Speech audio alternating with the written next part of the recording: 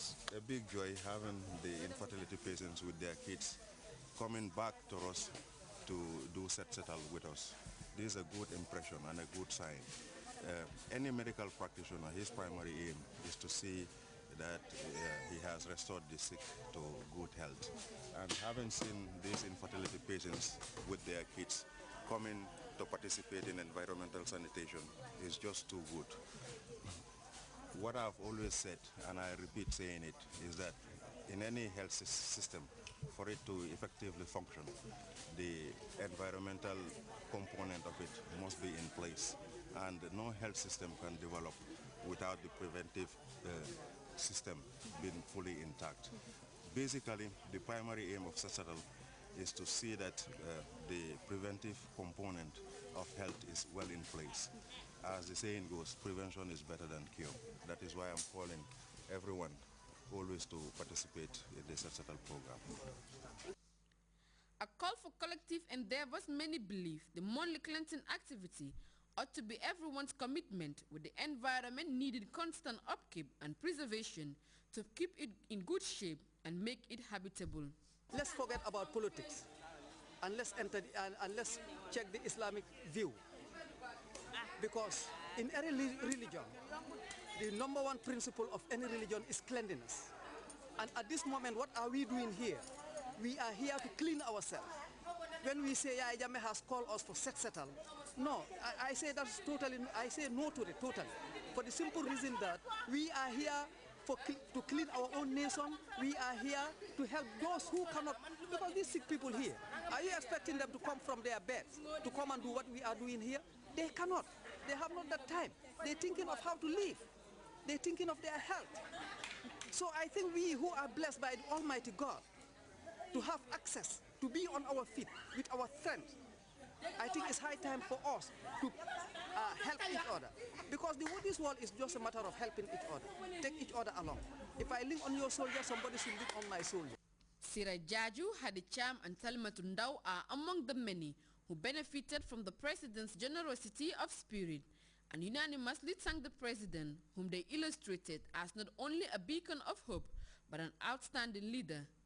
The group also called on women suffering with infertility to come out and seek President Jammeh's assistance for their own good.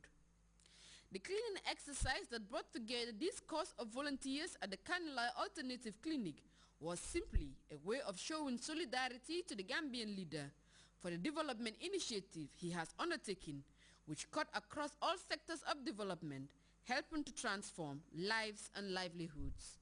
Aissatou Badiane Sarr, Grts. Well, the Netherlands Embassy in Dakar, through its consulate in Banjul, on Thursday organized today's Open Business Forum in partnership with the Gambia Investment and Export Promotion Agency, GAIPA. GRTS's Momodunja reports the forum seeks to discuss potential business ventures between GAIPA and its partners.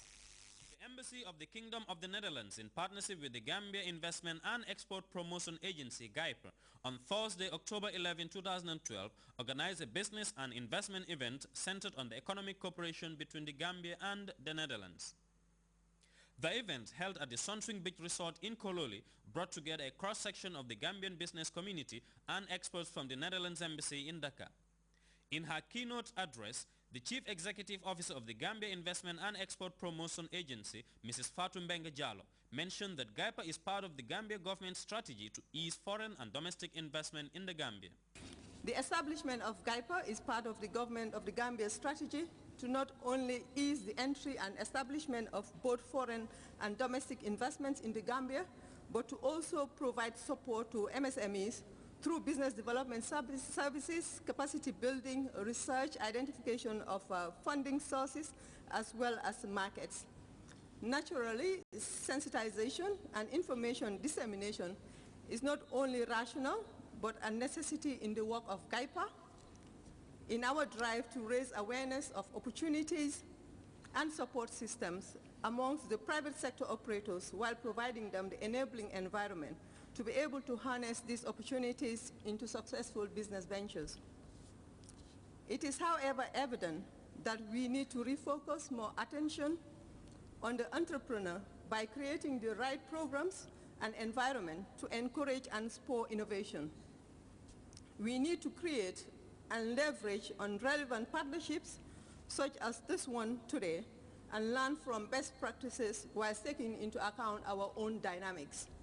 The Deputy Permanent Secretary, Ministry of Trade, Industry, Regional Integration and Employment highlighted that the government of the Gambia, through his ministry, will continue to provide the enabling environment for the private sector to continue to lead the development agenda of the country, as enshrined in Vision 2020 and the Program for Accelerated Growth and Employment. It is gratifying to note that in our midst today are business executives that have already accessed these facilities and will be sharing their experiences with this gathering. It is therefore a real opportunity to hear from the experts from the Netherlands as well as share business experiences in the Gambia.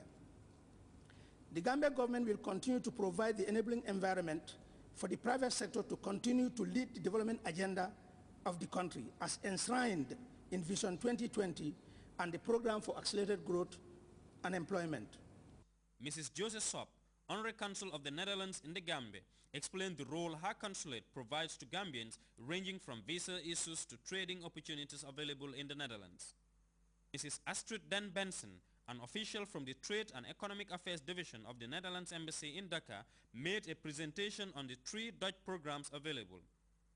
This includes the Manager Development Program, MDP, the Matchmaking Facility, MMF, and the Private Sector Investment, that's the PSI.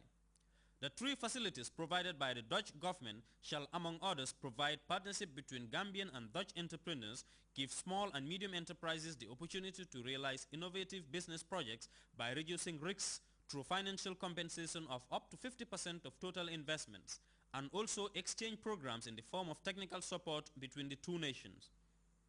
Mr. Idijov of Empass Company Limited, also a beneficiary of the PSI program, gave experiences of the project through a PowerPoint presentation. At the end of the session, participants held matching discussions to explore potentials.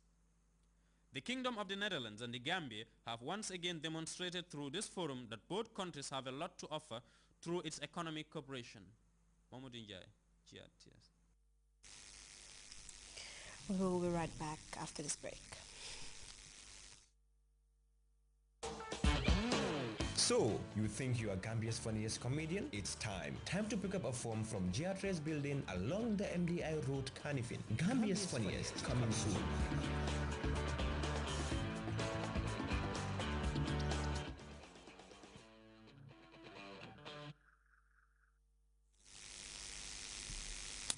To news from outside the Gambia, the government of Colombia has started peace talks with the Revolutionary Armed Forces of Colombia, the FARC.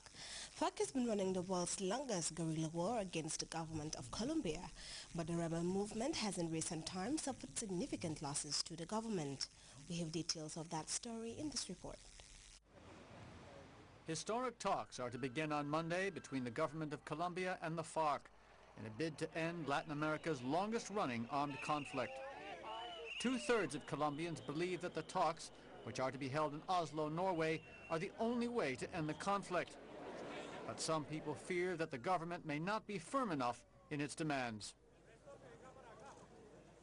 If the government sits down at the negotiating table and doesn't demand that the hostages be freed, nobody else can do it. But they had better start thinking about this now, before they start talks, because you can't negotiate peace on false pretenses and deceit. The last attempt at peace talks foundered a decade ago, when the government discovered that the guerrillas were regrouping in a demilitarized zone. The attacks and kidnappings resumed.